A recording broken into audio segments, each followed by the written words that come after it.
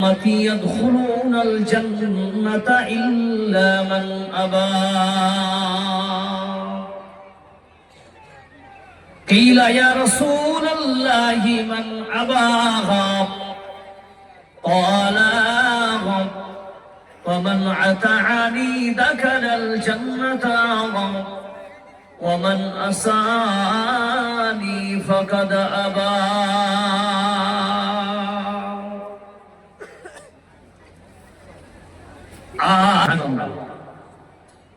মুসলমান এক নাম্বার র্যাঙ্কে আছে, কথায় হচ্ছে সংখ্যায় আমরা এখনো বেশি,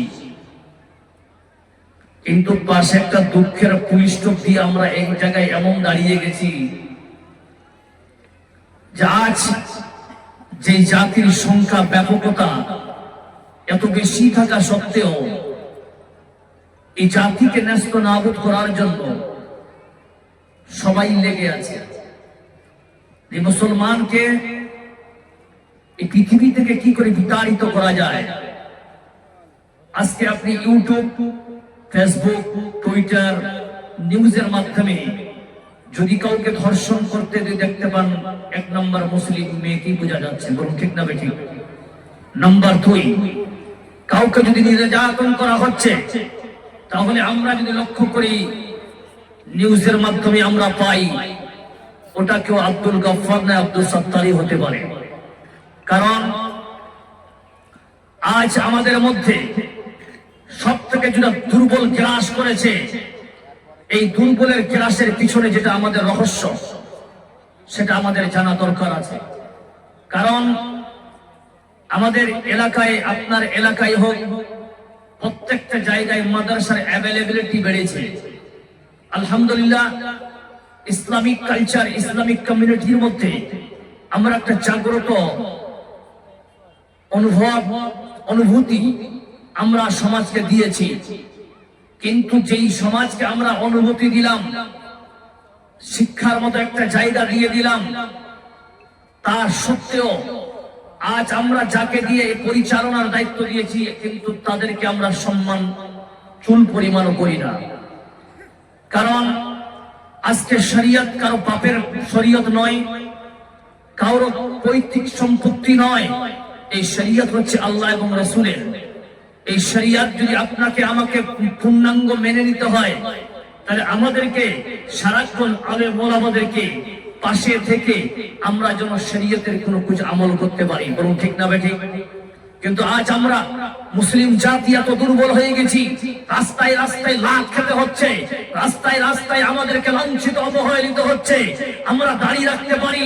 দুঃখের বিষয়, আমরা যখন ট্রেনে বা অত্যাধি আমরা যখন ভ্রমণে যাই, আল্লাহ বলছি, আমি বড় বড় আলেমদেরকে দেখেছি, যদি কোনোদিন হিন্দুর সংখ্যা বেশি দেখেছে, মাফলার দিয়ে তারা দাঁড়িয়ে থাকতে বাধ্য হয়েছে। এটা ইমানের দুর্বলতা নয়। যেই মুসলিম জাতি একটা মুসলমানকে দেখলে 1000 বেঈমান মাথা মস্তিষ্ক নত করে দিত, আজ ওই মুসলিম জাতি 1 লাখ মুসলমান একটা হিন্দুর জন্য কাফি নয়। কেন? কারণ আমাদের মধ্যে আমল নেই। আমরা আলেমদেরকে ভুলে গেছি তার কদর করা। যেই আলেম আপনাকে সঠিক শিক্ষা দিতে পারে, যেই আলেম আপনাকে সঠিক জায়গা দিতে পারে। আমার পূর্বে শেখ বয়ান করে গেলেন, আমি মনে করি আজকের জালসার এটাই খোলাসা ছিল, আলহামদুলিল্লাহ, বলুন ঠিক না ঠিক।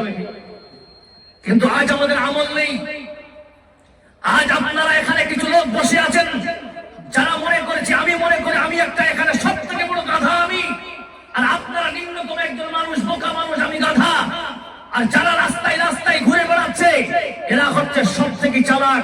বন্ধু শুনে রাখবেন, এই জায়গায়, এই মঞ্চ, এই স্টেজ, এই প্যান্ডেল, এইরকম সংখ্যা আপনি সব জায়গায় পাবেন না।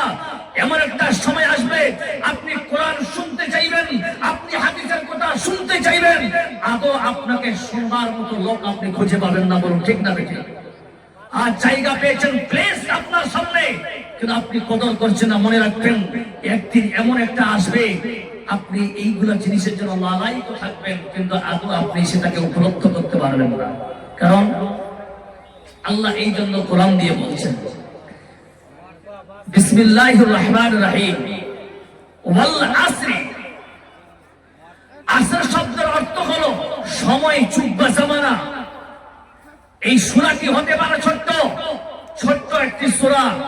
ইমাম শাফিঈ রাহিমাহুল্লাহ তিনি বলেছেন যে এই সূরা যদি প্রত্যেকটা মানুষ, প্রত্যেকটা মুমিন বান্দা তার অর্থ এভরিথিং সবকিছু যদি তাফসীর যদি পূর্ণাঙ্গভাবে জেনে নিত, পুরো কোরআনের দরকার ছিল না। জোরে বলুন সুবহানাল্লাহ। এত হার্ডলি, এত গভীরতা এই সূরাতের মধ্যে। এত একটা সুন্দর একটি সূরা, দেখতে সংখ্যায় ছোট হতে পারে কিন্তু ব্যাপক তার ওয়েট আছে।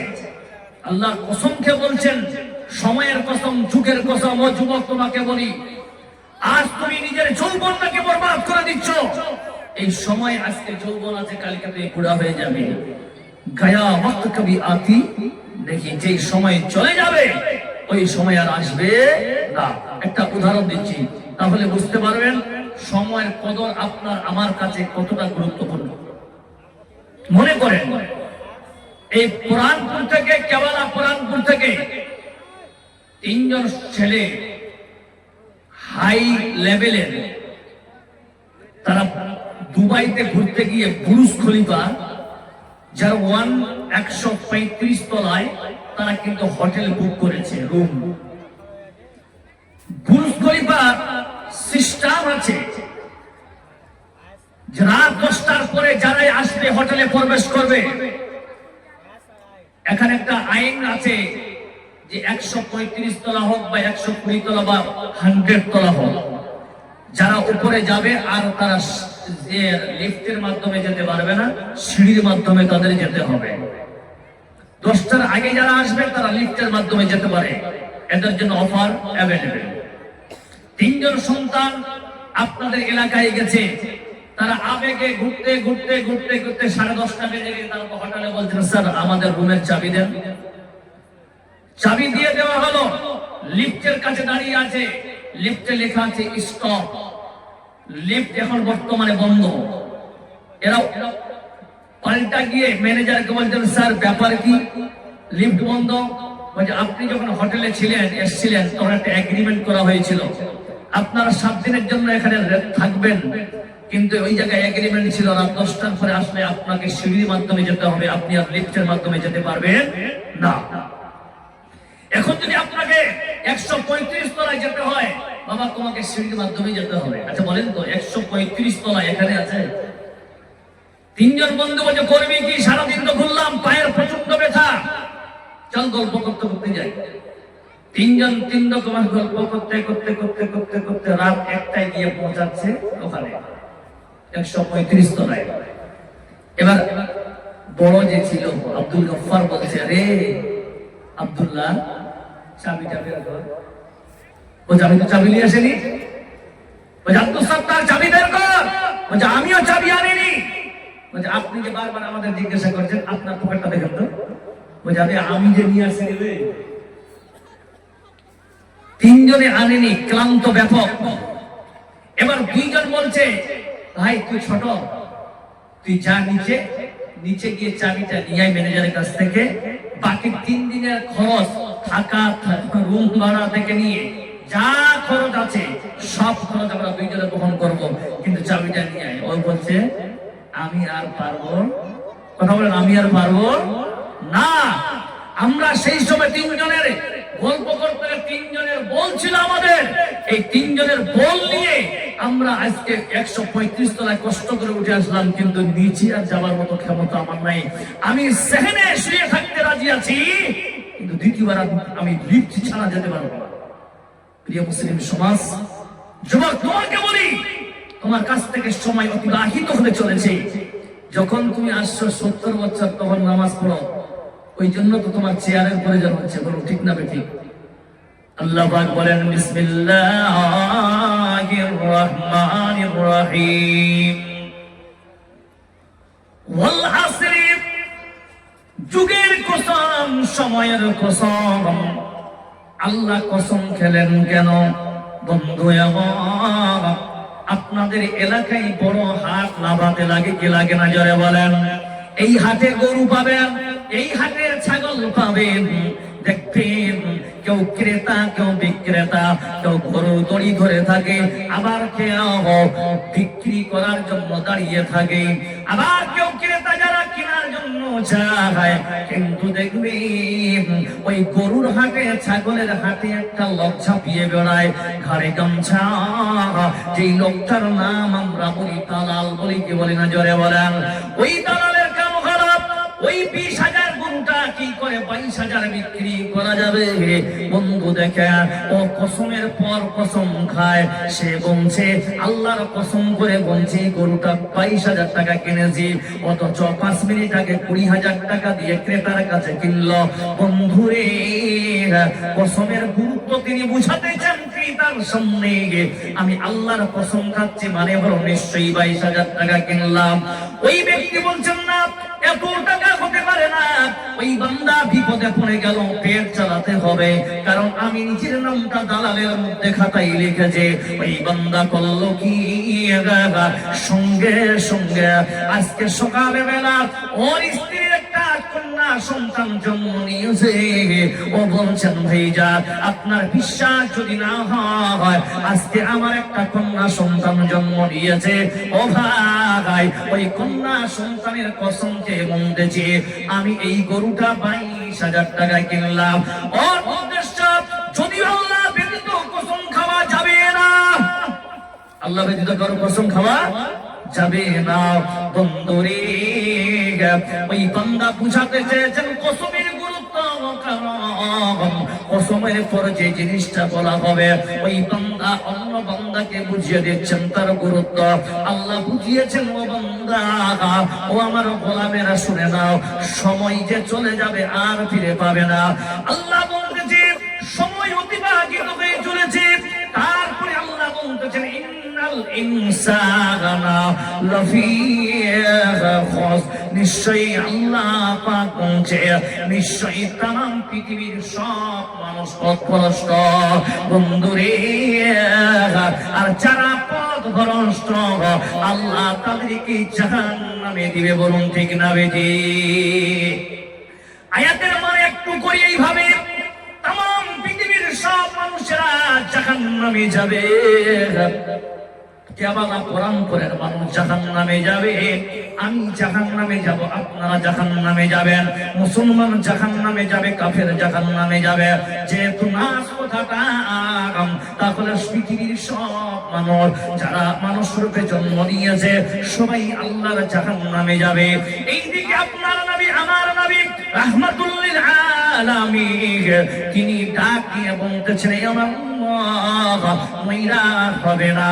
তাম পৃথিবীর সব মানুষকে আল্লাহ যদি জাহান্নামে দেয়, আমি মুহাম্মদ বলতেছি কুল্লু উম্মতি ইয়াদখুলুনাল জান্নাতা, আমার উম্মতিরা সব জান্নাতি।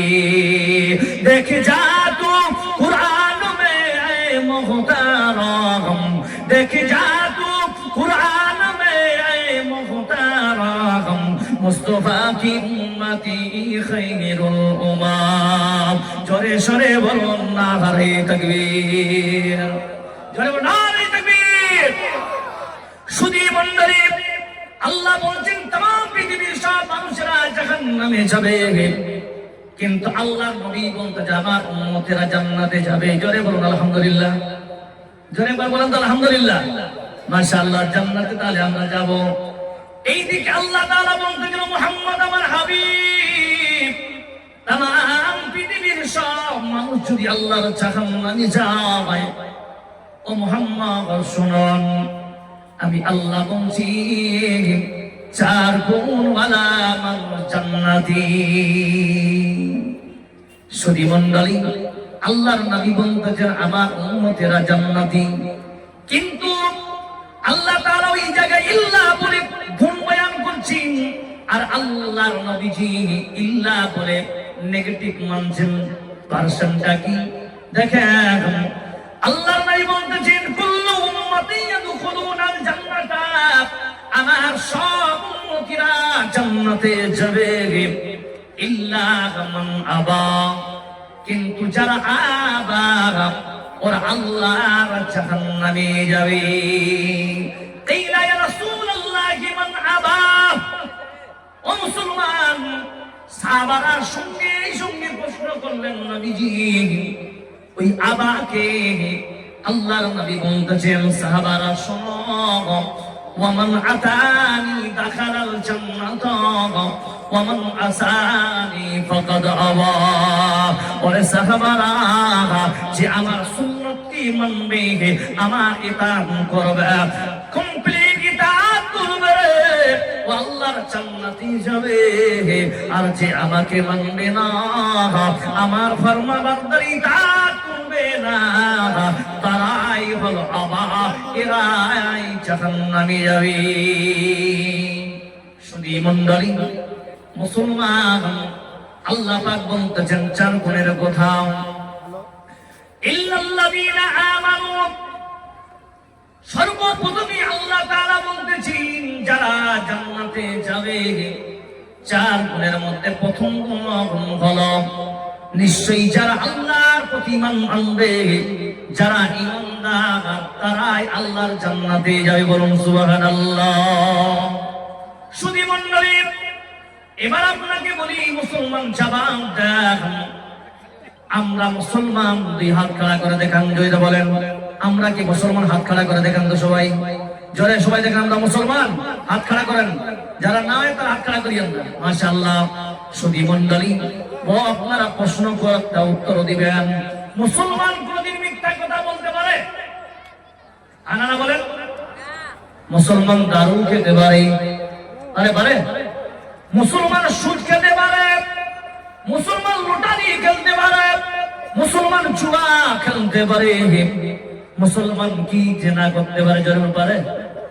পারে না। কিন্তু মুসলমান জবান দেন, আপনাদের এলাকার কেউ না কেউ মুসলমানের ঘরের সন্তান দারু খায় কি খায় না? জোরে বলে খায়। জুয়া খেলে, দারু খায়, সুদ খায়, জেনায় লিপ্ত আছে। ও মুসলমান শুনে রাখবেন, মুসলমান, আমি কিছুক্ষণ আগে শেখ বলছিলেন মুসলমান হওয়া সহজ, ইমানদার চ্যাপ্টারটা বড় কঠিন বাবা। মুমিন যারা হবে ওরা এই কাজগুলো কোনদিন করবে না। কেন রে ভাই? ইমানদার কি হবে? ইমানদারের অনেক কিছু আপনি শুনলেন। বন্ধু, ছোট্ট করে একটা কথা বলবো, ইমান যদি বাঁচাতে চান, ইমান যদি বাঁচাতে চান, মুমিনদের এই মুহূর্তে আপনাদের যেটা করা দরকার, এই মুহূর্তে ফিতনার যোগ হিসাবে বলছে, এই মুহূর্তে আপনার আমার যদি ইমান যদি রক্ষা করতে চাই, তাহলে সৈয়দ আলেমদের পাশে আমাদের বসতে হয়। আল্লাহ কোরআন দিয়ে বুঝাচ্ছেন, ইয়া আইয়ুহাল্লাযীনা আমানু ওয়া কুনু মা'আস সাদিকিন। এই ইমানদারেরা, তোমাদের ঈমান যদি বাঁচাতে চাও, তোমরা কি করো? আলেমদের শরণাপন্ন হও, তোমরা আলেমের সঙ্গে সব সময় থাকো। আলেম কোনদিন চাই না ওদের বেতন যদি 10 মাস আপনি না দেন, তবু ও বান্দা একটা কথা বলতে কোনদিন পিছিয়ে যায় না। বাবা, আপনি নামাজ পড়েন, যাকাত দেন, বলে কি বলে না? জোরে বলেন। শুধু মণ্ডলী, তাহলে ইমানদার কোনদিন মিথ্যা বলতে পারে না, ইমানদার কোনদিন সুদ খেতে পারে না, ইমানদার কোনদিন হাদিসের বরখেলাপ করতে পারে না। জোরে বলুন ঠিক না বেঠিক? ঠিক না বেঠিক ভাই? কিন্তু বন্ধু, আজ আপনার এলাকায়, আমার এলাকায় সুন্নাত মোতাবেক কোন কাম হচ্ছে, শহীদ মণ্ডলী দেখে নেন। আমি জানি না, আমার থেকে অনেক আলেমরা, বড় বড় সৈয়দ আলেমরা বসে আছেন, ইনাদের আমি ছাত্র হওয়ার যোগ্য নয়, তবুও বলছি বাবা, আজকাল আপনার এলাকায়, আমার এলাকায় এমন বড় বড় বেদাত ঢুকে গেছে, বেদাত ঢুকে গেছে, যেই বেদাতের কারণে আপনার আমল বরবাদ হচ্ছে। বন্ধুরে, আজকে আপনার এলাকায় বিয়ে লাগছে কি লাগে না? জোরে বলেন। বিয়ে হয়? বিয়ে লাগে? বিয়ে লাগে, কিন্তু হলুদ মাখার কথা আছে কিনা আমাদের দেখায়? কথা বলেন, আছে? এই হলুদ মাখার কথা কোন হাদিসে পেলেন? ও মুসলমান জবাব দেন। একটা একটা ছেলে একটা মেয়েকে রাত 12টার পরে যদি একটা রুমে দেখতে পান, আপনি বিচার করতেছেন, বলুন ঠিক না বেঠিক? করে কি করে না জোরে বলেন? কেমন বিচার? ছেলে এবং মেয়েকে তারা জিনা করতে ধরতে পারছে, ধরা খেয়েছে বলে দুইজনকে ধরা পড়লো, কিন্তু ধরা খাওয়ার পর গ্রামের মেম্বার বিচার করলো, ও ছেলের বাপ, তোমাকে 5 লক্ষ টাকা দিতে হবে। জোরে বলুন ঠিক না বেঠিক? এইগুলা বিচার আপনি কোথায় পান? এইগুলা বিচার আপনাদেরকে করে। ওই মেম্বার তোমাকে বলি, তোমাকে ভোট দিয়ে জিতিয়েছে খারাপ বিচার করার জন্য নয়, শরীয়তের খেলাফ হচ্ছে আপনার গ্রামে আমার গ্রামে আলিমেরা চুপ। কারণ হলো বন্ধুরে, কোরআন দিয়ে একটি হাওয়ালা দিবে একটার পর একটা শুনকুনি, আপনি বুঝতে পারবেন। যদি ছেলের 5 লক্ষ টাকা জরিমানা হয়, মেয়েটার 10 লক্ষ টাকা জরিমানা হবে। যদি বলেন কেমন, ভালো করে দলিলটা নিয়ে নেন। বলুন তো, ক্লাসের যদি 10টা ছেলে হয়, মনে করেন 10 ক্লাসে 10টা ছেলে আছে, বলুন তো 1 রোল ভালো না 2 রোল ভালো? কথা বলেন, 1 রোল ভালো না 2 রোল ভালো? জি, 1 রোল ভালো। কোরআন বলতেছে আয-যানিয়াতু ওয়াজ-যানী, জিনার পক্ষে যার দিক থেকে বেশি সাড়া আসে সেটা হলো মেয়েদের তরফ থেকে জিনার আকৃষ্ট বেশি হয়। তাহলে ও বাবা মিন্দার, তুমি বিচার করতে যাও, তাহলে তোমার বিচারটা হবে শরীয়ত মোতাবেক। ওই জায়গায় তোমাকে বলা উচিত ছিল, এই কাজ তো আমার নয়, এটা আপনার আলেমদেরকে ডাকে। সব জায়গায় মাস্তানি করলে চলে না বন্ধুরে। ওই জরিমানার টাকা খাওয়া, পেশাখানার টাকা খাওয়া আমার মতে দুটাই সমান। জোরে সরে বলুন ঠিক না বেটি? হकीकत से ये दुनिया बेखबर है, दुनिया की नुमाइश पर नजर है, नमी गोया कि आज दुनिया जुदा बाहर, वो हर कार के बाशी बा खुदा बार। सुधी मंडली তাহলে আসেন, আল্লাহ পাক বলতেছেন ঈমান বুঝুনা হম এবার আসেন বন্ধু, এই হলুদ মাখা থুবড়া খাওয়া পর বড় গালা মারা, এই মালা পরা আর আপনাদের ফিতা কাটা, এইগুলা সংবিধান কি হবে বিদাত করলে? বুখারী শরীফের 2য় খণ্ডের হাদিসটা আপনার সামনে রাখতেছি। আল্লাহর নবী জনাবে মুহাম্মদ রাসূলুল্লাহ সাল্লাল্লাহু আলাইহি ওয়াসাল্লাম তিনি সব জান্নাতীদেরকে হাউজে কাউসারে পানি পান করানোর পর একের পর এক জান্নাতের দিকে নিয়ে যাবে। ফেরেশতারা পাকি জান্নাতীদেরকে স্টপ করে দিবে, ও বাবারা দাঁড়িয়ে যাও। আল্লাহর নবী বলবেন, ও ফেরেশতারা আমার উম্মতদেরকে আসতে দাও। ওরা বলছেন না না না নবীজি, এরা আর জান্নাতে যাবে না, কারণ নবী গো দুনিয়ার জিন্দেগিতে এরা তোমার আপনার সুন্নতের প্রতি বাড়াবাড়ি করেছিল, আপনি যেটা করেন না তার উদ্দীপ্ত তারা করেছে। নবী গো বিদআত করার কারণে এদের আর জান্নাতে যাওয়া হবে না। জোরে সরে একবার বলুন আল্লাহ আমাদের তুমি বিদআত থেকে বাঁচিয়ে নিয়ে, জোরে বলুন আমিন। আল্লাহ বলছেন আমিলুস সালিহাত, নেক আমল করো। 2 নাম্বার কোন, আমি খুব সংক্ষিপ্ত যাচ্ছি রে বাবা, টাইম অনেক বেশি লেগে যেতে গিয়ে। ওয়া আমিলুস সালিহাত, নেক আমল করবেন। আল্লাহ উপরন্ত সূরা মুলকের 2 নম্বর আয়াতে বলেছেন আল্লাযী খালাকাল মাউতা ওয়াল হায়াতা লিয়াবলুয়াকুম আইয়ুকুম আহসানু আমালা। আল্লাহ বলতেছেন, এই বান্দারা শুনে নাও, আমি আল্লাহ হায়াত এবং মৌতের মাঝখানে একটা সময় দিলাম। আপনি যখন মায়ের পেট থেকে, আমি যখন ভূমিষ্ঠ হলাম, আমরা মায়ের পৃষ্ঠে থেকে যখন ভূমিষ্ঠ হয়েছি, সেদিন থেকে নিয়ে মওত পর্যন্ত একটা জায়গা দিলেন। 60 বছর, 55 বছর, 70 বছর, 100 বছর। আল্লাহ বলছেন বান্দা, ওই জায়গায় তোমাকে কি মাংস খাওয়ার জন্য পাঠিয়েছি? তোমাকে কি কাপড় ভালো ভালো পরার জন্য পাঠিয়েছি? কার চালানোর জন্য পাঠিয়েছি? না না না, ওই জায়গায় তোমাদের কাম হবে আহসানু আমালা। তাআলা নেক আমল বান্দা করবে, আমি তোমাদের পরীক্ষা করব। এই পরীক্ষাতে যদি ভালো রেজাল্ট করতে পারো বান্দা, তাহলে মনে রাখিও তোমার ঠিকানা আল্লাহ জান্নাতে দেবে।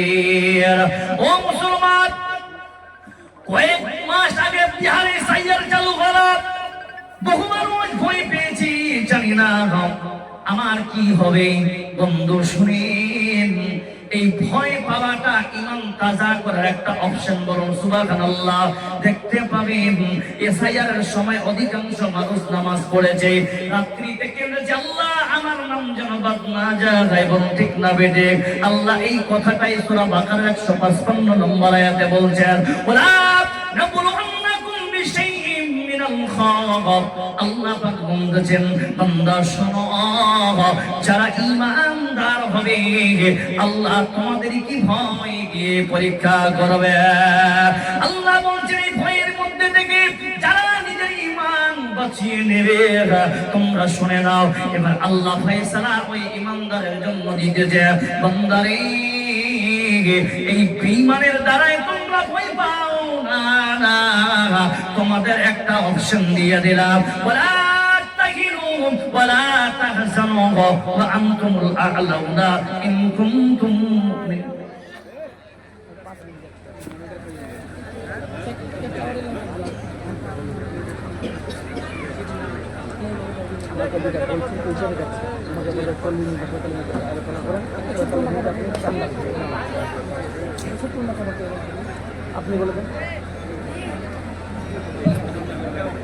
अस्सलाम वालेकुम रहमतुल्लाह। अब तक जो लोग खाना नहीं खाए हैं डेलीगेट में जाकर खाना खा सकते हैं। अभी तक जो खाना नहीं खाए हैं जाकर खाना खा लीजिए, लेकिन सब लोग नहीं, एक दो करके।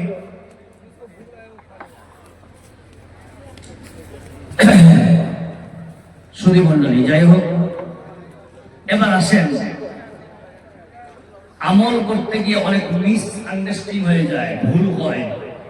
আমাদের কি করতে হবে? আমল করতে হবে ভালো। আমলের মধ্যে কি আসেন?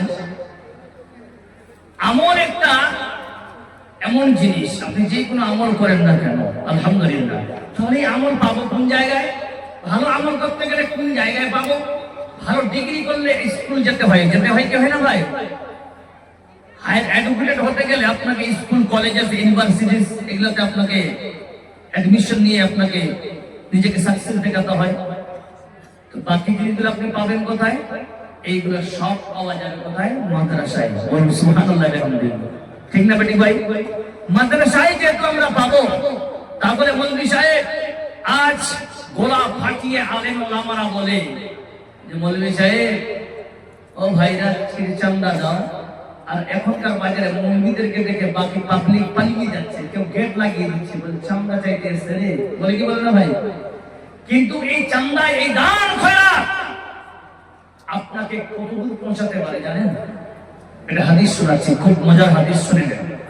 আল্লাহ নবী সাল্লাল্লাহু আলাইহি সাল্লাম যখন আপনারা বসে আছেন, সেম সাহাবীকে বলছেন, সাহাবারা সব বসে আছে, বলছেন সাহাবারা কে কোথায় আছো? কে আছো? একজন আল্লাহর রাস্তায়। আমল কাকে বলে? ইহসান, ভালো আমলের মধ্যে এই অপশনটাও রেখেছেন, দান খয়রাত। আল্লাহ নাই বলছেন কে এমন বান্দা আছো আল্লাহ রাস্তায় 100 উট দান করবে। সব সাহাবারা চুপ, আবু বকর চুপ, ওমর চুপ। পিছন থেকে একজন ব্যক্তি দাঁড়িয়ে গেলেন, বলছে ইয়া রাসূলুল্লাহ, আমি 100 উট দান করলাম। পিছনে সব তাকিয়ে দেখতেছেন ওই ব্যক্তি আর কেউ না, ওই ব্যক্তি হলো হযরত উসমান গনি রাদিয়াল্লাহু তাআলা আনহু। আল্লাহ নাই বলতেন 200 কে দিবে, আবার 100 চাইলেন, কেউ দিল না, দিল উসমান। আল্লাহ নাই বলছেন কে আরো 100 দিবে, কেউ দিল না, দিল উসমান, হয়ে গেল 300। আল্লাহ নবী আবার কিছুক্ষণ পর বলছেন কে 100 দেবে, কেউ দিল না, দিল উসমান। পঞ্চমবারে বলছেন কে আছো 100 দিবে, কেউ দিল না, উসমান বলছেন আমি দিলাম। 6 নম্বরে কে দিবে? কেউ দিবে না। উসমান বলতেছেন নবী গো আমি দিলাম। 7 নম্বরে বলছেন কে আছো রে? আল্লাহ রাস্তায় দান করবে 100। সব চুপ হয়ে গেলেন। আবার পুনরায় উসমান গানে দাঁড়িয়ে বলছেন নবী গো আমি 100 দিয়ে 700 টোটাল আমি দান করলাম। জোরে সরে বলুন নারে তাকবীর। একজন ব্যক্তি যদি দান করে তাহলে তার পিছনে একটা রিজন থাকে, উদ্দেশ্য থাকে, কি লাভ? আল্লাহর নবী অফার কি দিতেছেন শুনুন। তার আগেও আবার পীরে ঘুমানো একটা কুয়া খরিদ করেছিলেন ইহুদির কাছ থেকে, লম্বা ঘটনা। আল্লাহর নবী বলছেন উসমান তুমি আজকে আমার প্রত্যেকটা আশা মিটিয়েছো। তুমি আল্লাহর রাস্তায় যে দান করেছো শোনো, আজকের পর উসমান তুমি যদি পাহাড় সমতুল্য গুনাহ করো রে, তোমার গুনাহ আল্লাহ তোমার আমল নামায় লিখবে না। জোরে সরে বলুন সুবহানাল্লাহ। খাবে গফলত মে সোয়ে হুয়ে মুমিনো, খাবে গফলত মে সোয়ে হুয়ে মুমিনো, ऐशो इशरत दिखाने से क्या फायदा? आँखों खोलो उठो याद रब को करो, उम्र यूं ही गवाने से क्या फायदा? क्यों अपने रब को जवानी में भूला गे तू, और ताकतों के बोते पे भूला गे तो, जब जवानी ढलेगी तो पछताएगा, जब जवानी ढलेगी तो पछताएगा, ऐसे रोने रुलाने से क्या फायदा? শুধু মণ্ডলী এবার আপনাকে বলি কোরআনকে কে কে ভালোবাসেন 2 হাত খাড়া করে দেখান তো। বন্ধুরে কোরআনকে কে কে ভালোবাসেন? বান্দা আল্লাহর নবীর মাহফিলে হাত খাড়া করুন। আমি মুসাফির হাত দোয়া দিব, আল্লাহ আমাদের সকলের হাতকে তুমি জাহান্নামের থেকে বাঁচিয়ে নিও। কোরআন কিয়ামত পর্যন্ত থাকবে বন্ধ, এতে কোনো সন্দেহের অবকাশ নেই। বন্ধুরে আল্লাহর কোন বান্দা আছে নবীর মাদ্রাসায় এইরকম যেভাবে হাদিসটা বললাম, কেমন আল্লাহর গোলাম আছে 20,000 টাকা মাদ্রাসায় দান করবেন। কে আছেন ভাই ভাগ্যবান? 20,000 টাকা চেয়েছি। কম চেয়েছিল বেশি? কম না, অ্যাকচুয়ালি আমি যে আপনার রসনা হালওয়াইদাতে এদিকে এসেছিলাম, মাশাআল্লাহ মির্জাত আলী বান্দায় আল্লাহ এখানে তো ছিল 1,000 টাকা আল্লাহ খুশি মনে দিল। আরো এক বান্দায় আল্লাহ এখানে গেছে বেনামিতে আল্লাহ 200 দিয়েছে। আল্লাহুম্মা সাল্লি আলাইহি আল্লাহুম্মা বারিক আলাই। জি ভাই, আর কেউ আছেন ভাই? যারা আছেন দেরি করিয়েন না, তাড়াতাড়ি করে দেন। 20,000 টাকা চেয়েছি আলহামদুলিল্লাহ। জি 20,000 টাকা আপনার কাছে চেয়েছি, এই 20,000 টাকা আপনারা দিবেন। যদি থাকেন কোন আল্লাহর ভাগ্যবান দেখি কে আছে নবীর মাদ্রাসাকে মোহাব্বত করে, যদি নবীর মাদ্রাসা নামা এটা রাসূল, যদি নবীর মাদ্রাসাকে আমরা সত্যিকারে ভালোবাসি, এই মাদ্রাসা থেকে আপনার ঈমান বাঁচবে। এই মাদ্রাসা থাকলে আজ আপনার প্রত্যেকটা জিনিস জানার মতো হবে। দুঃখের বিষয় এটাই, দুনিয়ার মোহে পড়ে আমরা দুনিয়াটাকে বেশি প্রাধান্য দিচ্ছি, আর শরীয়তকে আমরা কোনো সম্মান কোনো গুরুত্বই দিই না। এটাই হচ্ছে আমাদের টার্গেট। প্রিয় মুসলিম সমাজ, 20,000 টাকা দেওয়ার মতো কেউ নাই? পুরো বান্দা এখানে কোনো বান্দা নেই 20,000 টাকা দেওয়ার মতো? ভাই আছেন কেউ? আল্লাহর কোন গোলাম, আল্লাহর কোন গোলাম আছেন 20,000 টাকা দিবেন? নাই গো, যে নাই। দাও খোদা দাও আমায় আবার উমার দারাজুদ্দিন, দাও আলীর মতো বীর সেনানী, আলীর মতো বীর সেনানী জাগাতে নিখিল। দাও খোদা দাও আমায় আবার তোমার দারাজ দিন।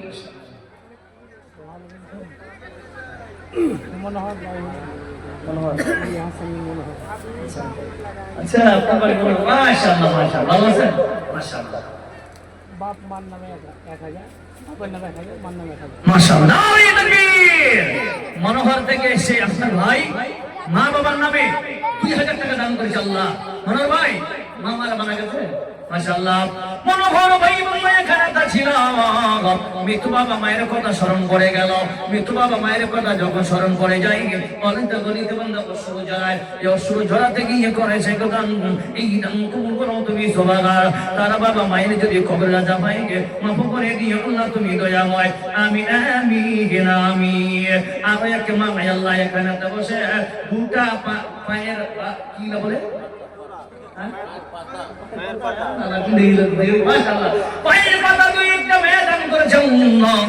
আল্লাহর নবী কথা অনুযায়ী যখন আল্লাহ নবী এলান করতে, ওরে সাহাবারা ও সাহাবিয়ারা শোনো, আল্লাহ রাস্তায় তোমরা দান করো।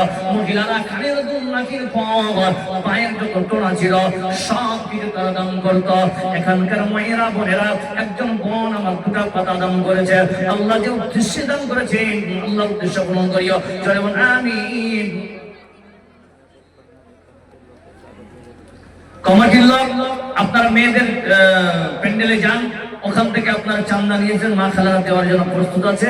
যারা ভলেন্টিয়ার বা রাজাকারের কাজ করছেন প্লিজ আপনাদেরকে বলি আপনারা ওইদিকে যাবেন গিয়ে। মাশাআল্লাহ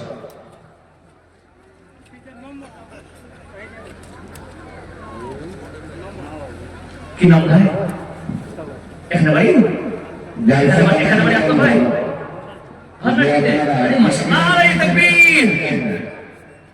নাম্বার নেই জি।